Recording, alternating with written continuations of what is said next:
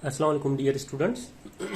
तो आज का जो लेक्चर है वो चैप्टर 2 पे हम देने वाले हैं, जो कि हमारा चैप्टर है स्केलर एंड वेक्टर्स। अब देखिए, स्केलर एंड वेक्टर्स को ट्रीट करने के लिए हमें कोई भी फिजिकल क्वांटिटीज चाहिए, और फिजिकल क्वांटिटीज ट्रीट होती है या तो स्केलर में या तो फिर वो वेक्टर फॉर्म में होंगी। ठीक है, तो देखिए स्केलर कहते किसे हैं। लेट सपोज अगर मैं आपको एक एग्जांपल दूं कि मैं किसी भी एक बच्चे को, या ऐसा समझ लें कोई एक लड़का है, उसको मैं कुछ शॉप से चीज लेने भेज देता हूँ, और मैं उसको कहता हूँ कि जी आपने शॉप से 4 किलोग्राम चीनी लेके आनी है। कितने किलोग्राम? 4 kg चीनी लेके आनी है। ठीक है, अब देखें मेरे पास ये जो 4 है वो किसको रिप्रेजेंट कर रहा है? ये उसके मैग्नीट्यूड को रिप्रेजेंट कर रहा है। ठीक है, और यहां पे ये जो किलोग्राम है, आपको अच्छे से पता है ये किलोग्राम जो है वो किसी भी मास की मेजरमेंट का यूनिट है। ठीक है, मास को मास से किलोग्राम से करते हैं। ठीक है, ग्राम से और वॉट जो भी हमने डिस्कशन की हुई है। तो देखें हमें यहां से क्या मिला, किसी एक लड़के को हमने सिर्फ 4 किलोग्राम चीनी लेने भेजा है या राइस लेने भेजा है, तो मैंने उसको 4 किलोग्राम कहा।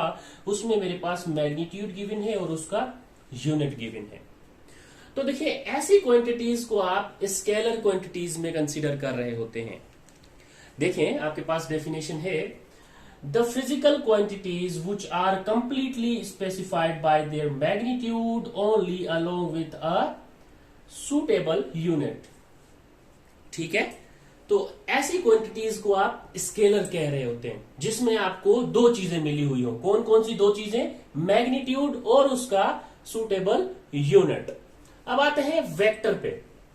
वेक्टर पे ये है कि मैं अगर किसी को कह दूं कि यहां पे ये जो टेबल पड़ा हुआ है, मुझे ये टेबल यहां से हटा के टूवर्ड्स द ईस्ट करना है।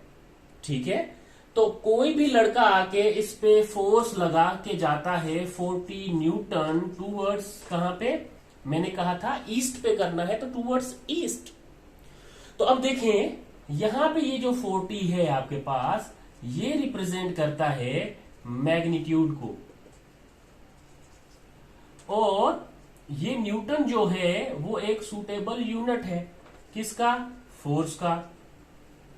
ईस्ट आपके पास क्या आ गई है? टूवर्ड्स ईस्ट, यानी कि ईस्ट मैंने आपको डायरेक्शन दे दी। वेक्टर में डायरेक्शन मेंशन होना बहुत जरूरी है। तो वेक्टर की डेफिनेशन देख सकते हैं आप, those physical quantities which required direction along with magnitude and suitable unit to be specified completely. तो ऐसी क्वांटिटीज को आप कहते हैं वेक्टर क्वांटिटीज। चले अब हम थोड़े इनके एग्जांपल्स देख लें कि आप कह सकते हैं कि आपके पास स्केलर में कौन कौन सी चीजें आ जाती हैं। स्केलर में आपके पास मास आ जाता है, स्केलर में आपके पास टाइम आ जाता है, स्केलर में आपके पास लेंथ आ जाती है। ठीक है, ये सारी चीजें स्केलर में आती है। टेम्परेचर आ जाता है।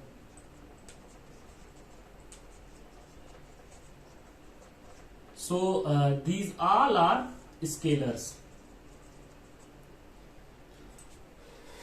ठीक, अब हम बात करें अगर वेक्टर्स की, तो वेक्टर्स के एग्जांपल्स में आपको पता है डिस्प्लेसमेंट होता है। यहां पे मैं अगर लिखूं तो डिस्प्लेसमेंट होता है, फोर्स होता है, वेलोसिटी होता है,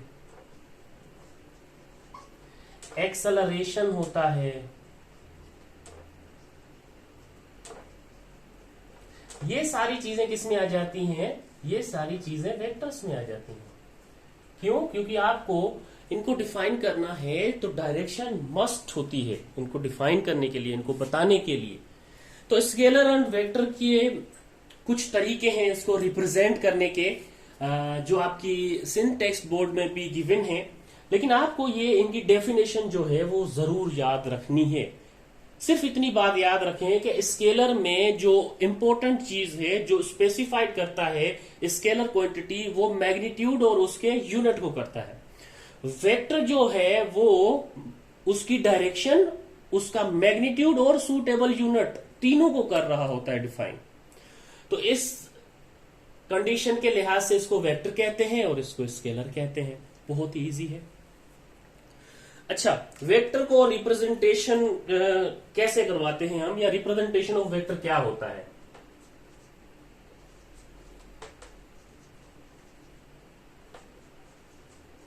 representation of vector,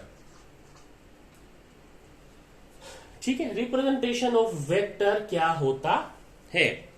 representation of vector दो तरह से हम कर सकते हैं।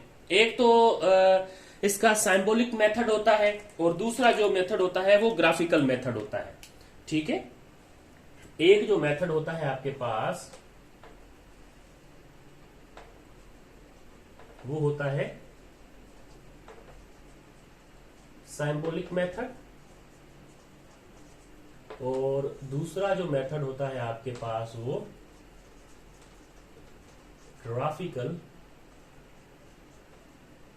मेथड। एक आपके पास सिंबॉलिकल मेथड होता है और एक होता है ग्राफिकल मेथड। चलिए, अगर आपको दिक्कत हो रही है तो मैं इसको रिराइट कर लेता हूं यहां से। Graphical method. चले, सिंबॉलिक मेथड में आप एक तो कंपोजिंग मेथड यूज कर रहे होते हैं और एक हैंड राइटिंग मेथड यूज कर रहे होते हैं। क्या होता है सिंबॉलिक मेथड में?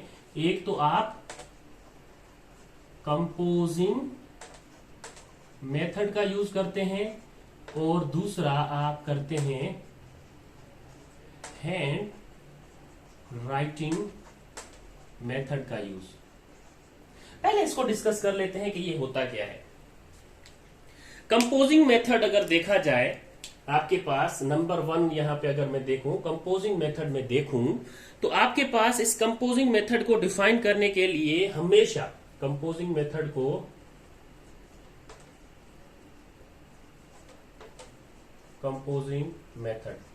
अब इस कंपोजिंग मेथड को डिफाइन करने के लिए आपके पास जो लेटर है वो कैपिटल होने चाहिए। अगर किसी वेक्टर को रिप्रेजेंट कर रहे हैं आप, तो जो लेटर है आपके पास वो क्या होना चाहिए? कैपिटल होना चाहिए,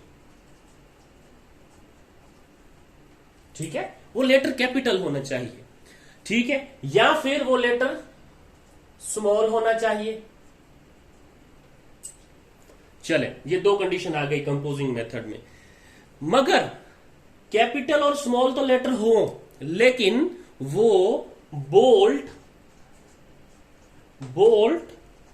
लेटर्स होने चाहिए। अब बोल्ड लेटर्स यानी हाईलाइटेड लेटर्स होने चाहिए आपके पास। Let take example, let suppose आप किसी भी वेक्टर को कंपोजिंग मेथड से रिप्रेजेंट कर रहे हैं, तो आपके पास लेट सपोज कोई भी फोर्स एज अ वेक्टर आपने रिप्रेजेंट करना है, तो आपके पास ये फोर्स की जो सिंबल होती है वो एफ होगी, लेकिन इसको बोल्ड किया जाएगा इस तरह से, कुछ हाईलाइट किया जाएगा इस तरह से कुछ, ठीक है। अब ये एफ जो है वो रिप्रेजेंट करेगा वेक्टर को, ये एफ जो है वो रिप्रेजेंट करेगा वेक्टर को। अगर ये सिंपल एफ लिखा होता, मैं सिर्फ एफ इस तरह से लिख देता, तो ये एफ जो है वो रिप्रेजेंट कर रहा होता उसके मैग्नीट्यूड को, फोर्स के मैग्नीट्यूड को। लेकिन जब मैं इसको बोल्ड में कर दूंगा, हाईलाइटेड में कर दूंगा, तो ये फोर्स मैग्नीट्यूड को रिप्रेजेंट कर रहा है, जबकि ये बोल्ड एफ जो है वो वेक्टर को रिप्रेजेंट करेगा, ठीक है। इसी तरह से अगर आप एक्सेलरेशन की बात करते,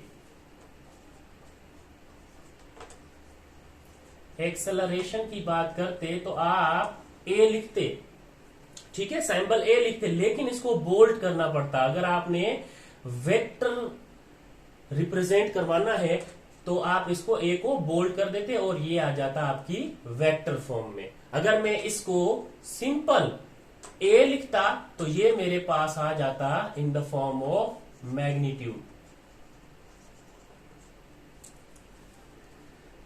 ये होता है कंपोजिंग मेथड। अच्छा, अब हैंड राइटिंग मेथड में क्या होता है? हैंड राइटिंग मेथड में अगर हम देखें तो अब देखिए कंपोजिंग मेथड में आप एफ के ऊपर बोल्ड करेंगे तो दूसरी तरफ वो क्या होगा, उसका इफेक्ट नजर आएगा, या फिर अगर थोड़ा सा भी लोकल पेज हुआ तो वो अगली तरफ उसका जो शेड है वो नजर आ रहा होता है। तो उसके लिए हम क्या करते हैं, हैंड राइटिंग मेथड यूज करते हैं। उस चीज से इरिटेशन को खत्म करने के लिए हमें क्या करना चाहिए, hand writing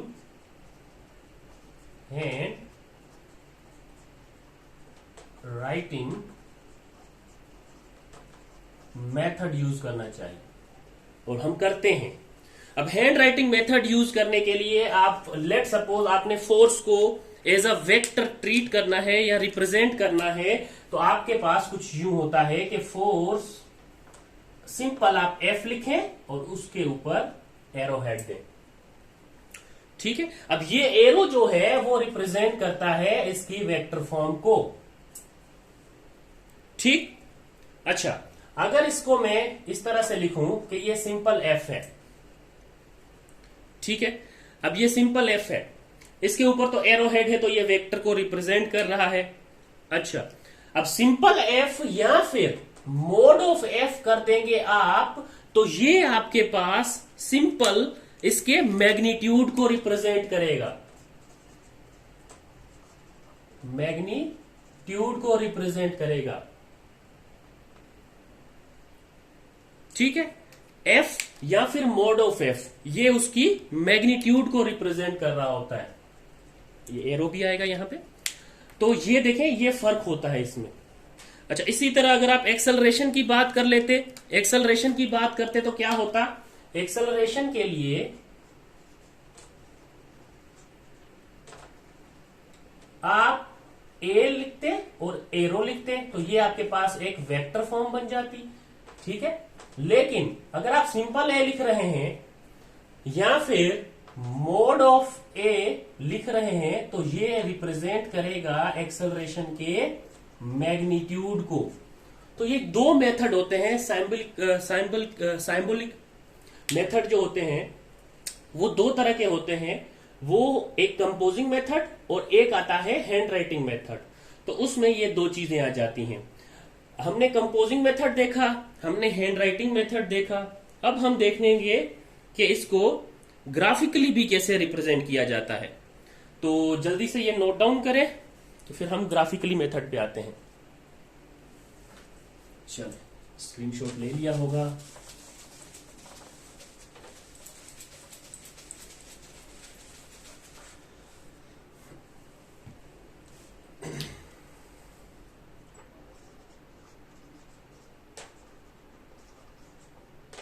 graphical method, graphical method में आप सिंपली क्या कर रहे होते हैं,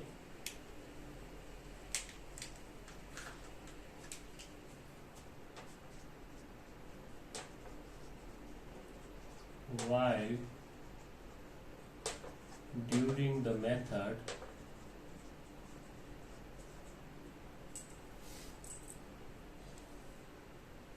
while during the vectors, that is the vectors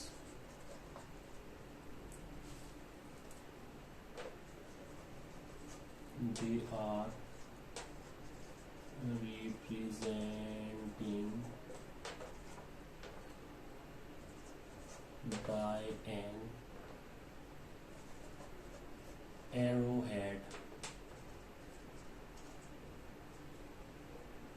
या arrow-headed line segment on a suitable scale। Graphical method में आप क्या कर रहे होते हैं, वेक्टर को रिप्रेजेंट करवाने के लिए आप एक तो एरो हेड यूज कर रहे होते हैं और लाइन सेगमेंट यूज कर रहे होते हैं सुइटेबल स्केल के साथ। ठीक है, एक आपने ये बात याद रखनी है कि आप क्या कर रहे होते हैं, उसको रिप्रेजेंट करने के लिए एरो हेड यूज कर रहे होते हैं, लाइन सेगमेंट और एक सुइटेबल स्केल आपको चाहिए होता है उसको रिप्रेजेंट करने के लिए। ठीक है, जैसे मैं आपको कुछ पॉइंट्स यहां पे बता दूं। जो लाइन सेगमेंट होता है,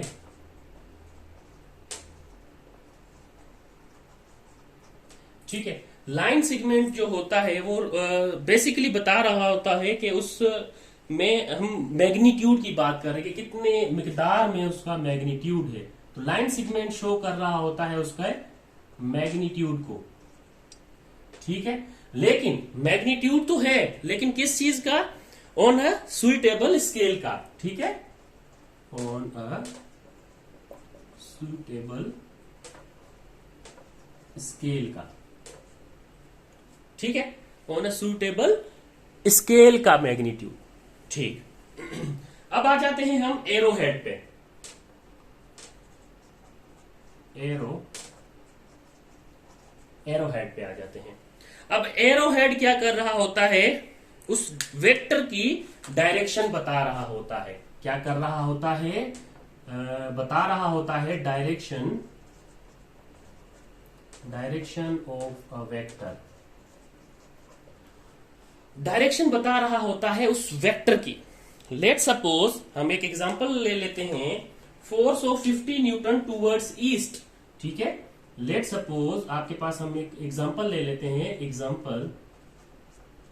ठीक है, अब एग्जांपल में हम जाहिर सी बातें कोई भी एक एग्जांपल ले सकते हैं। हम यहां पे ले रहे हैं force of 50 Newton towards east. ये मैंने एक एग्जांपल ले ली। ठीक है, चले, force of 50 Newton towards east.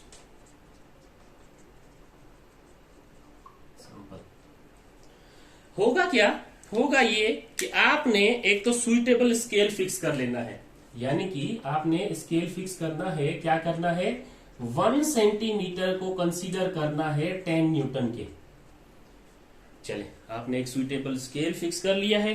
ठीक, अब आपने क्या करना है? उस वेक्टर को रिप्रेजेंट करना है, यानी कि आपको पता है आपके पास इस तरह से 4 डायरेक्शंस गिवन होती हैं, जो कि होती है north, east, south and west. Move करना है टुवर्ड्स ईस्ट की तरफ, तो हम क्या कर लेंगे? यहां पे एक वेक्टर रिप्रेजेंट करेंगे। लेट सपोज ये हमारा एक वेक्टर है। ठीक है, और ये एरो हेड है। अब एरो किसको रिप्रेजेंट कर रहा है? Direction of a vector. Direction किस साइड है? ईस्ट की साइड। ईस्ट की साइड। चले, उसके बाद मैंने फिक्स पॉइंट किए हैं। यहां से ये लेट सपोज 0 है, ये 1 है, ये 2 है, ये 3 है, 4 कह लें आप, और इसको थोड़ा सा ऐसे करते हैं, इधर आप 5 लिख लें। ठीक है, ये आपके पास 5 है। अब ये जो है, ये आपके पास एरो हेड है। ठीक है, अब एरो हेड है तो हेड ऑफ वेक्टर है, ये हेड ऑफ वेक्टर है, हेड ऑफ वेक्टर है। अब ये हेड ऑफ वेक्टर है तो ये वेक्टर डायरेक्शन को शो कर रहा है। इसको आप टर्मिनेटिंग या एंडिंग पॉइंट भी कह रहे होते हैं। इसको क्या कह रहे होते हैं? टर्मिनेटिंग या फिर एंडिंग पॉइंट भी कह रहे होते हैं। ये याद रखना है। चलें, अब यहां पे देखें, यहां पे ये जो मैंने नंबर लगाया है, ये इसकी जो फॉर्म है, ये इसकी टेल है। ये इसकी टेल कहलाती है, या फिर ये स्टार्टिंग पॉइंट भी कहलाता है। टेल या फिर स्टार्टिंग पॉइंट। ठीक है, या तो ये आप टेल कह सकते हैं, या फिर आप ये कह सकते हैं कि ये स्टार्टिंग पॉइंट है। तो देखें, 1 centimetre is equal to 10 newton, तो ये 10 न्यूटन, 20, 30, 40 और 50 टूवर्ड्स ईस्ट। तो ये एक रिप्रेजेंटेशन है ग्राफिकल मेथड की। तो ये भी आपको पता होना जरूरी है। अब आते हैं हम इनके वेक्टर्स पे।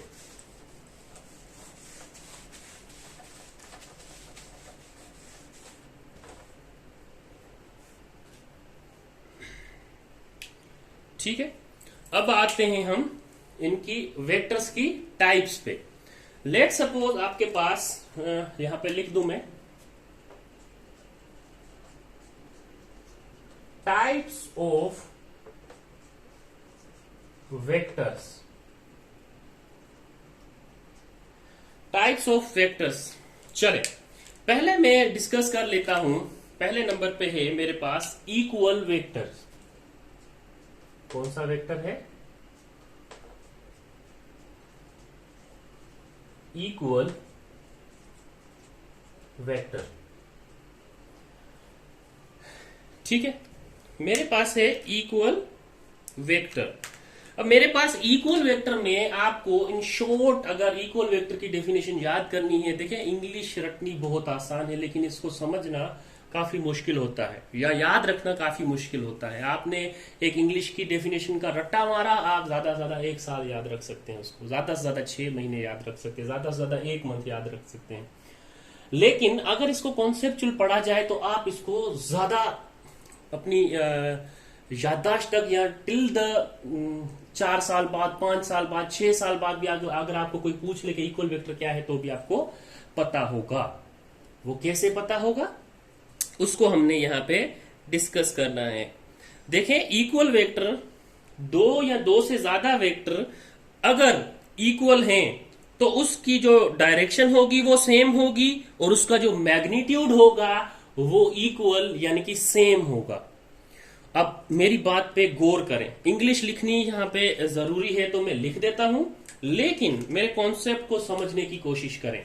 मैं जो कह रहा हूं उसको समझने की कोशिश करें। लिख देता हूं मैं, 2 और more vector are said to be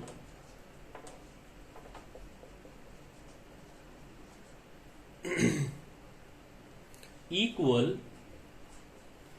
if they have same direction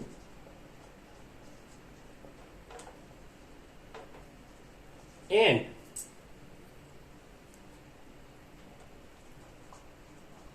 equal या फिर सेम मैग्नीट्यूड। ठीक है, ऐसा वेक्टर या ऐसे वेक्टर, 2 से ज्यादा ऐसे वेक्टर जिनका मैग्नीट्यूड जो है वो सेम हो और डायरेक्शन भी क्या हो, सेम हो। अब मैं वो शॉर्ट जो आपको समझाने लगा था वो ये बात थी कि डायरेक्शन जो है वो क्या हो, सेम हो, मैग्नीट्यूड जो है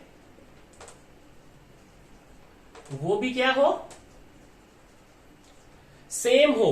तो ऐसे वेक्टर को आप कहते हैं इक्वल वेक्टर।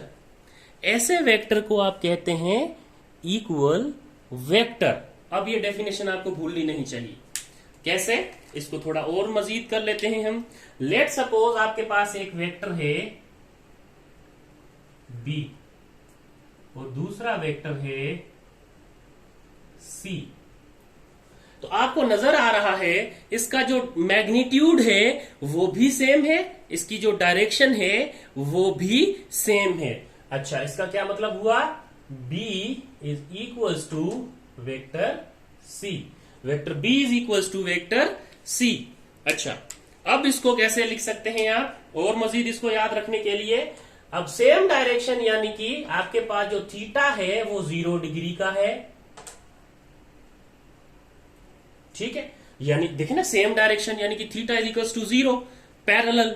ठीक है, अच्छा, और इसका जो मैग्नीट्यूड है, magnitude of vector B is equals to magnitude of vector C होना चाहिए। ये जहां पे भी कंडीशंस देखने को मिले, आप समझ जाइएगा कि आपके पास जो वेक्टर है वो इक्वल वेक्टर है।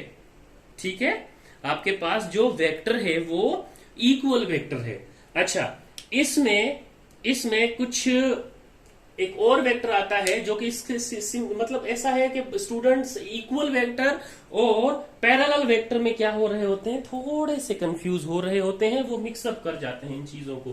तो उसको भी हम देख लेते हैं कि पैरेलल वेक्टर हमारे पास क्या होता है। चलिए, ये आपने लिख लिया होगा उम्मीद है। अब आ जाते हैं हम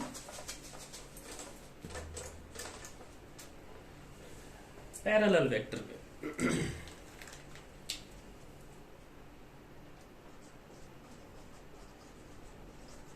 पैरेलल वेक्टर। अब पैरेलल वेक्टर क्या होता है देख लेते हैं हम उसको। ठीक है, रिक्वायरमेंट की तौर पे इसकी डेफिनेशन को देख लेते हैं। Two vectors are said to be parallel if they act in the same direction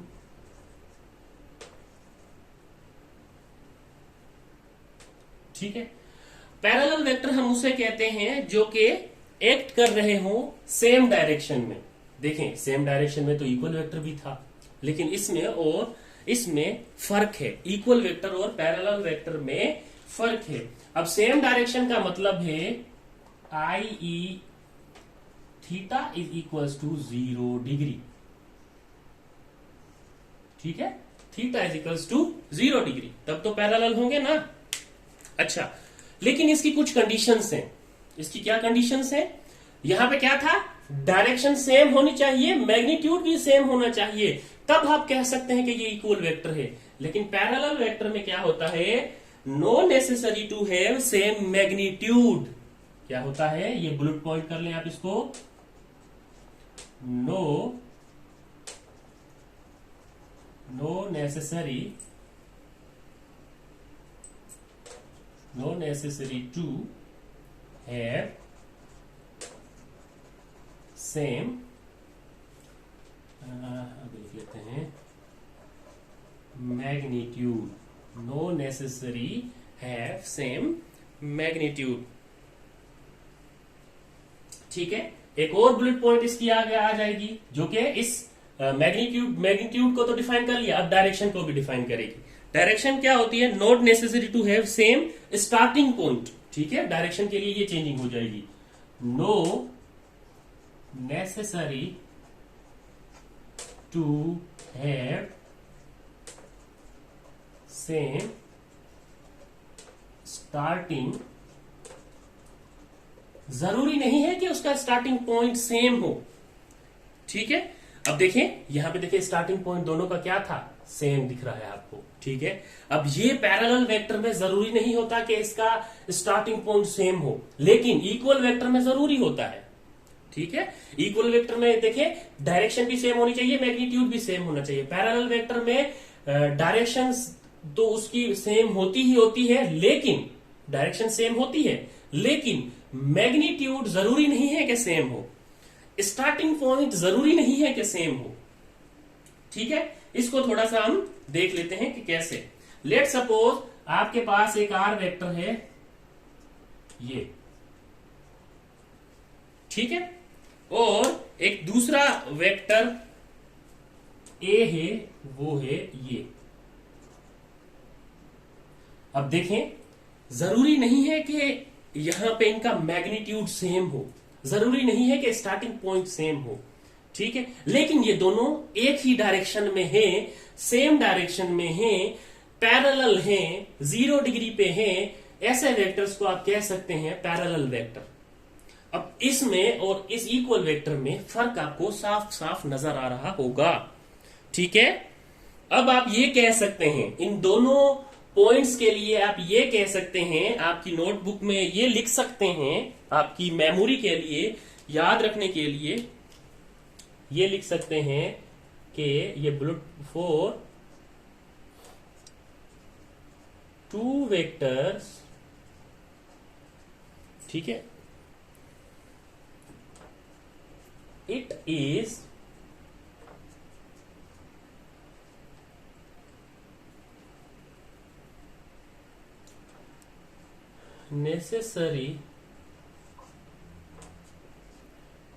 necessary to the parallel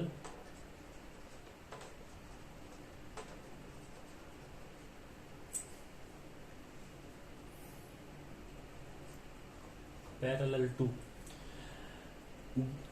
2 vectors के लिए, ठीक है, फॉर 2 इक्वल वेक्टर्स, यहां पे मैंने for 2 equals vector,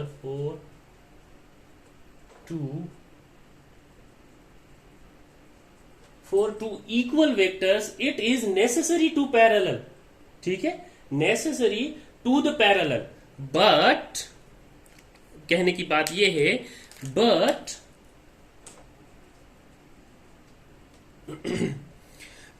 for 2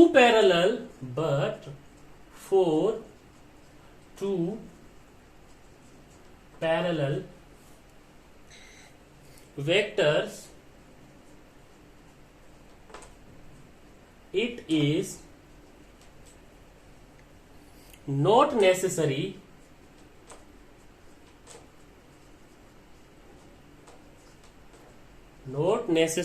to be equal to। अब ये पॉइंट आपने याद रखना है, ये काफी इंपॉर्टेंट पॉइंट है जो कि हमने इक्वल वेक्टर और पैरेलल वेक्टर को पढ़ के बनाया है। देखें, 2 वेक्टर इक्वल वेक्टर्स जो हैं वो नेसेसरी होते हैं पैरेलल। 2 इक्वल वेक्टर पैरेलल हो सकते हैं, कैसे भाई, क्या पता इसका स्टार्टिंग पॉइंट और इसका स्टार्टिंग पॉइंट कंडीशनली ऐसा आ जाता कि दोनों वेक्टर का मैग्नीट्यूड और डायरेक्शन सेम हो जाती। इक्वल वेक्टर के लिए पॉसिबल हो सकता है ये, लेकिन 2 पैरेलल वेक्टर्स के लिए ये पॉसिबल नहीं है, ठीक है, नेसेसरी ही नहीं है, नॉट नेसेसरी, ठीक है, ये पॉइंट आपने याद रखना है। अच्छा, पैरेलल वेक्टर के लिए अब जहां पे देखें, आपको अगर मैं पैरेलल वेक्टर के लिए बताऊं तो यहां पे ये क्या है, R is parallel to vector A, यानी कि वेक्टर R पैरेलल है वेक्टर A के, ठीक है, और आपको पता है यहां पे भी क्या है, theta is equals to 0 degree है, ठीक है, क्योंकि सेम डायरेक्शन है, इसी वजह से यहां पे ये कह सकते हैं कि R does not equals to magnitude of R does not equals to magnitude of A, ठीक है, तो यहां पे क्या था, इक्वल आ रहा था मैग्नीट्यूड, यहां पे क्या है, मैग्नीट्यूड इक्वल नहीं है, क्योंकि नॉट नेसेसरी है, ये जरूरी नहीं है कि इसका मैग्नीट्यूड सेम हो। चलें अब आ जाते हैं हम एक और टाइप पे जो कि है एंटी, ये नोट कर लिया होगा आपने,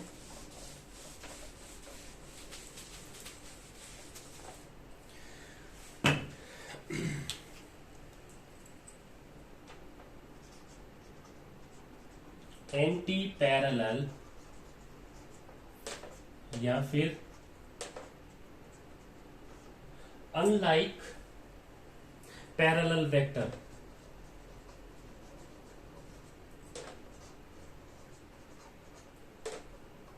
ठीक है, एंटी पैरेलल या फिर अनलाइक पैरेलल वेक्टर। अच्छा, इसको थोड़ा देख लेते हैं। एंटी पैरेलल यानी कि आपके पास एंटी पैरेलल में इसकी जो डायरेक्शन है वो क्या होगी,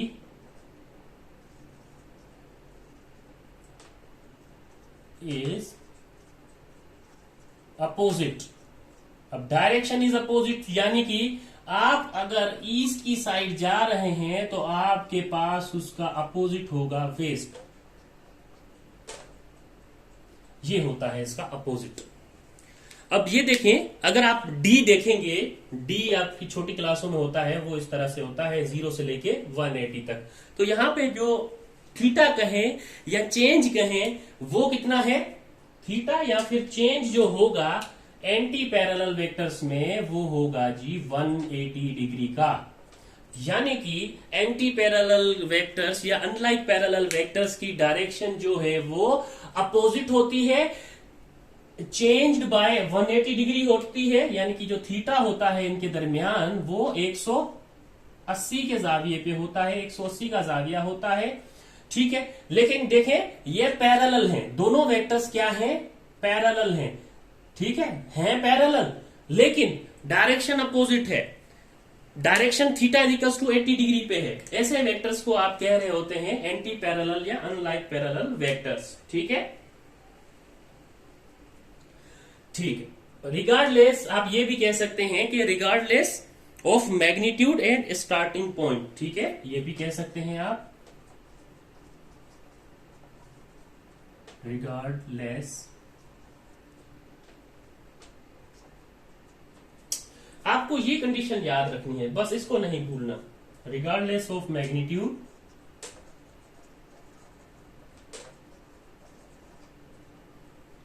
एंड स्टार्टिंग पॉइंट, ठीक है। जैसे कि अगर आपको मैं एक वेक्टर ड्रॉ करके दिखाऊं, लेट सपोज मेरा एक वेक्टर है यूं, इस वेक्टर का नाम मैं पी दे देता हूं, और एक वेक्टर है मेरा यू, इस वेक्टर को मैं एस वेक्टर कह देता हूं, ठीक है। चलो पी वेक्टर को मैं थोड़ा और एडिट कर लेता हूं, क्योंकि पैरेलल नहीं दिख रहे थे मुझे, पैरेलल दिखने चाहिए, चीज पैरेलल के लिए मैं यूं कर लेता हूं। चलो अब थोड़ा बहुत सही, अब पी वेक्टर इसके पैरेलल नजर आ रहा है थोड़ा। तो यहां पे अगर आप बात करेंगे कि ये जो P है वो एंटी पैरेलल है किसके, वेक्टर S के साथ, या S जो है वो एंटी पैरेलल है वेक्टर P के साथ, ठीक है। इस तरह की वेक्टर्स को आप कह रहे होते हैं एंटी पैरेलल या अनलाइक पैरेलल वेक्टर्स। अब आ जाते हैं हम नेगेटिव वेक्टर पे। नेगेटिव वेक्टर ये होता है कि negative vector changed by 180 degree होता है। जैसे कि यहाँ पे एंटी पैरेलल में आपने देखा था ना, ये चेंज था, ठीक है, एक के अपोजिट दूसरा था, इसी तरह से नेगेटिव वेक्टर भी होता है। तो फोर्थ वन जो था वो हमारे पास है नेगेटिव वेक्टर। अब नेगेटिव वेक्टर को डिफाइन कर लेते हैं कैसे, इफ अ वेक्टर इज, लिख लेते हैं, if a vector is specified at an angle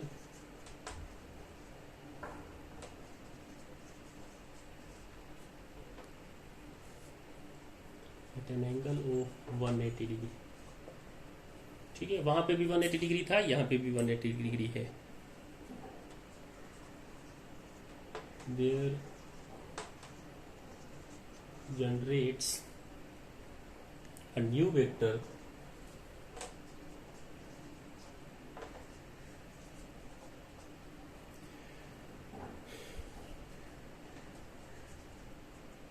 which has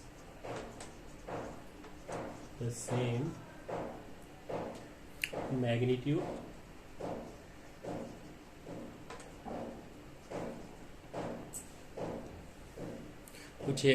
magnitude but opposite in direction.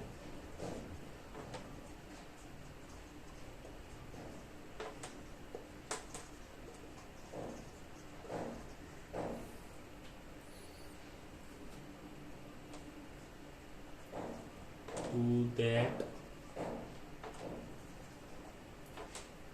earlier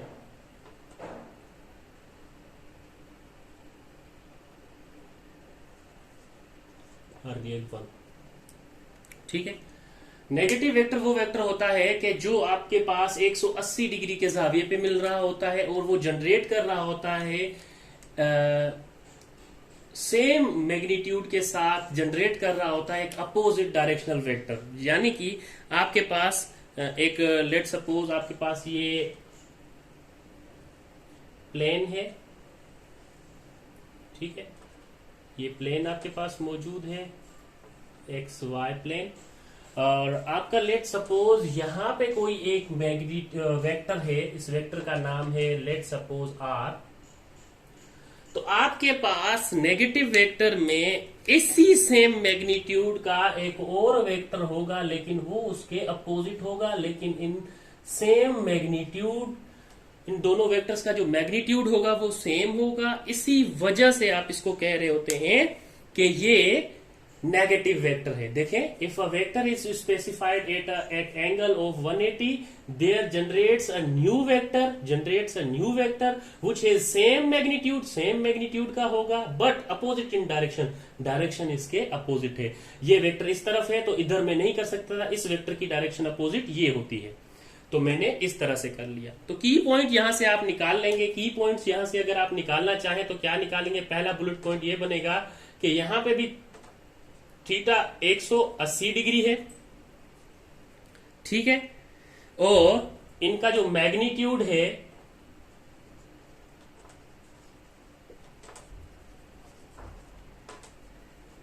magnitude is same, magnitude जो है वो सेम है रिगार्डलेस ऑफ स्टार्टिंग पॉइंट। ठीक है। थर्ड बुलेट पॉइंट ये हो सकती है कि आप लिख सकते हैं रिगार्डलेस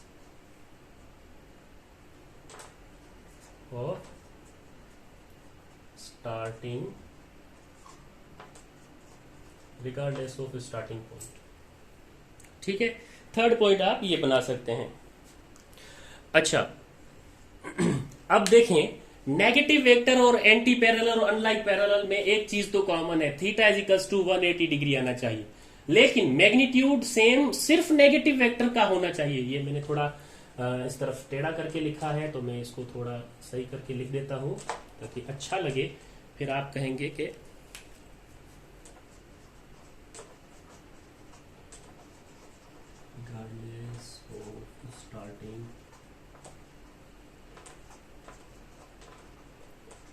स्टार्टिंग पॉइंट से रिगार्डलेस होना चाहिए। चले, अब देखें 180 डिग्री यहां पे भी है, 180 डिग्री यहां पे भी है, यहां पे मैग्नीट्यूड सेम है, यहां पे जरूरी नहीं है मैग्नीट्यूड सेम हो, not necessary to same magnitude and anti parallel vector या अनलाइक पैरेलल वेक्टर। लेकिन नेगेटिव वेक्टर में ये जरूरी होता है कि उसका जो मैग्नीट्यूड है वो सेम होना चाहिए रिगार्डलेस स्टार्टिंग पॉइंट। ठीक है, ये रिगार्डलेस स्टार्टिंग पॉइंट होता है, वो regardless of magnitude and starting point दोनों होता है।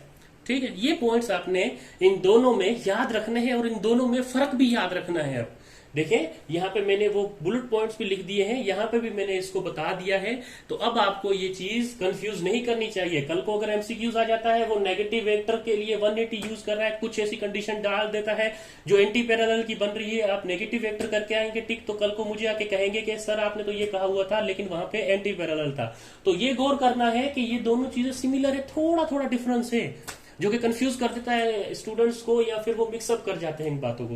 तो आपने ये मिक्स नहीं करना, ये बातें याद रखनी है कि नेगेटिव वेक्टर के लिए क्या कहा है मैंने और एंटी पैरेलल या फिर अनलाइक पैरेलल वेक्टर के लिए क्या कहा है। इन दोनों के लिए अगर एक लाइन लिखना चाहे तो आप लिख सकते हैं, अपनी बोर्ड नोटबुक में नोट कर लें, फॉर टू नेगेटिव